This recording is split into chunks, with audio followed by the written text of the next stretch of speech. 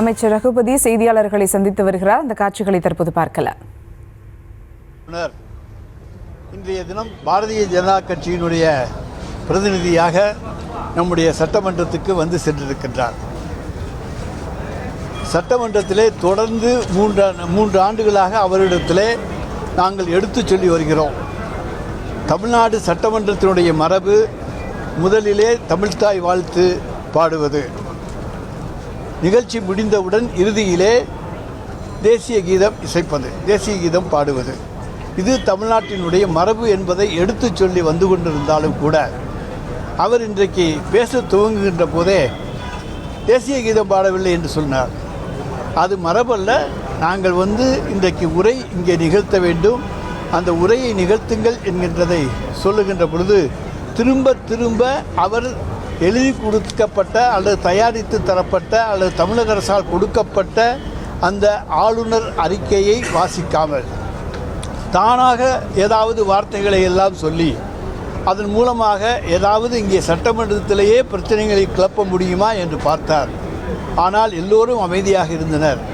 நம்முடைய சட்டப்பேரவைத் தலைவர் மட்டும் அவரிடத்தில் தொடர்ந்து அவர் வேறாக பேசி கொண்டிருந்த காரணத்தாலே அறிக்கையில் நீங்கள் சட்டமன்றத்திலே ஆளுநர் அறிக்கையை படியுங்கள் என்கின்ற வேண்டுகோளை தயவு செய்து நீங்கள் என்று அதாவது எவ்வளவு தூரம் எளிமையாக தாழ்ந்து போய் கேட்க முடியுமோ அந்த அளவுக்கு சபாநாயகர் இன்றைக்கு கேட்டிருக்கின்றார். சட்டமன்றத்தினுடைய தலைவர் சபாநாயகர் தான், சட்டப்பேரவைத் தலைவர்.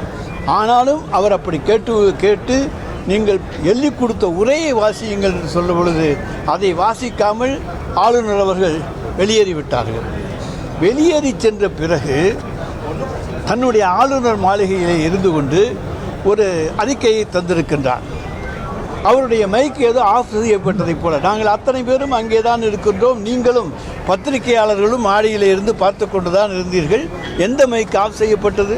அவர் பேசுகிற பொழுது சட்டப்பேரவைத் தலைவர் எழுந்து நீங்கள் எழுதி கொடுத்திருக்கின்ற அந்த வாசிப்பை வாசியுங்கள் என்று நம்முடைய அரசியலமைப்பு சட்டத்தை சுட்டிக்காட்டி கேட்கின்ற உரிமை சட்டப்பேரவைத் தலைவருக்கு உண்டு. ஏனால் சபையை நடத்துகின்றவர் அவர், சபையினுடைய விருந்தினர். இன்றைக்கு இந்த நிலையை தமிழக சட்டமன்றத்தினுடைய நம்முடைய அமைச்சரவையினுடைய தலைவராக இருக்கக்கூடிய ஆளுநர், அந்த ஆளுநர் இங்கே அந்த உரையை வாசித்து விட்டு சென்றிருக்க வேண்டும்.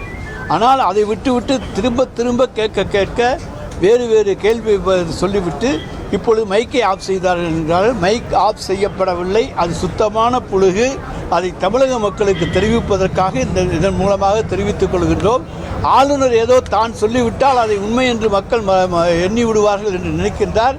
அப்படி ஆளுநருடைய மைக் அமர்த்தப்படவில்லை. அமர்த்த வேண்டிய அவசியமும் எங்களுக்கு கிடையாது. அவரை நாங்கள் பேசத்தான் விட்டிருக்கோமே தவிர மைக்கை ஆஃப் பண்ண அழைக்கவில்லை. ஆனால் அங்கிருந்து மற்றொரு பல்வேறு குற்றச்சாட்டுக்களை, பொய்யான குற்றச்சாட்டுக்களை, இன்றைக்கு எதிர்க்கட்சிகள் கூட சொல்லாத குற்றச்சாட்டுக்களை எல்லாம் இன்றைக்கு வரிந்து கட்டி கொண்டு எல்லோருக்கும் வக்காலத்து வாங்குகிற ஒரு வக்கீலாக இன்றைக்கு இருந்து கொண்டு இந்த அரசுக்கு எதிராக என்னென்ன குற்றச்சாட்டுகள் சொல்ல முடியுமோ அதையெல்லாம் பொய்யாக இன்றைக்கு சொல்லியிருக்கின்றார்.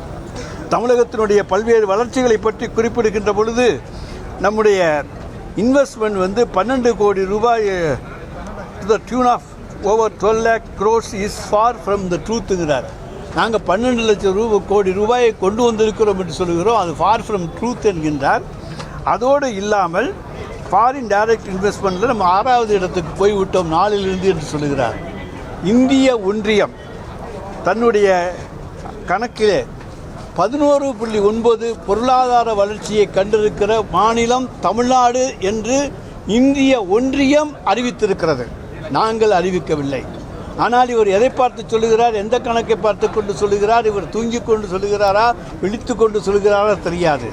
ஆனால் நாங்கள் தமிழ்நாட்டினுடைய பொருளாதார வளர்ச்சியை இரட்டை இலக்கத்துக்கு கொண்டு வந்திருக்கிறோம் என்று இந்திய ஒன்றிய அரசே ஒப்புக்கொண்டிருக்கிறது. அதை யாராலும் மறைக்க முடியாது. அதேபோல் தொழில் வளர்ச்சியிலே பல்வேறு மாநிலங்கள், பல்வேறு வெளிநாடுகள் இங்கே வந்திருக்கின்றன. பல தொழிற்சாலைகள் இன்றைக்கு உண்டாகி இருக்கின்றன. அதனால்தான் இந்த வளர்ச்சியை நம்மால் எட்ட முடியும். தொழில் வளர்ச்சி இல்லை என்று சொன்னால் 11.9% பொருளாதார வளர்ச்சியை அடைவது என்பது சாத்தியமே கிடையாது. அதுக்கு அடிப்படை காரணம் தொழில் வளர்ச்சி, வேலைவாய்ப்பு.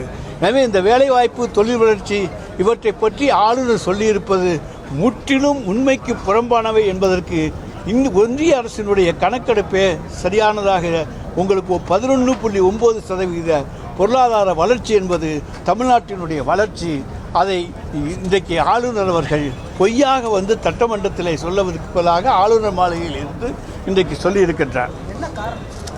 அது அவருக்கு தான் தெரியும். தமிழ்நாட்டின் மீது என்ன விரோதம் அவன் என்பது அவருக்கு தான் தெரியும். 11.9 பொருளாதார வளர்ச்சி எப்படி தமிழ்நாடு வந்தது என்று நீங்கள் தான் போய் கேட்க வேண்டும். 11.9% இங்கே தொழிற்சாலைகள் வரவில்லை, வேலைவாய்ப்பு பெருகவில்லை என்று சொன்னால் எப்படி 11.9% பொருளாதார வளர்ச்சியை தமிழ்நாடு எட்டும் என்று ஆளுநரை கேட்க வேண்டியவர்கள் நீங்கள் கேளுங்கள்.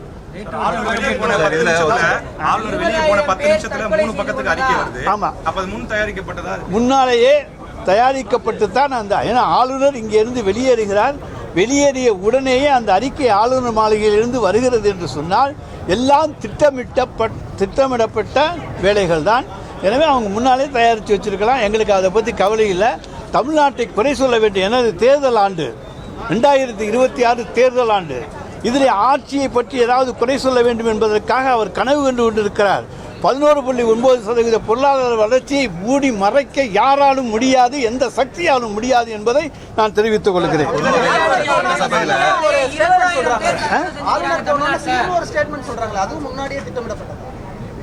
அது அந்த ஸ்டேட்மெண்ட்ஸ் திட்டமிடப்பட்ட ஸ்டேட்மெண்ட்டாக நிச்சயமாக இல்லை.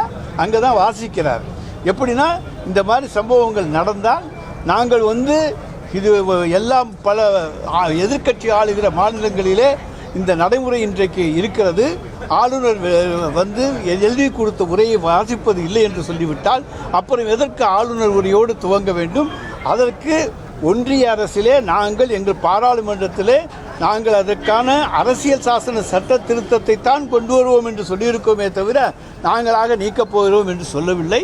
அந்த சட்ட திருத்தம் கொண்டு அதன்படி நீக்குவோம் என்று தான் சொல்லியிருக்கின்றோம்.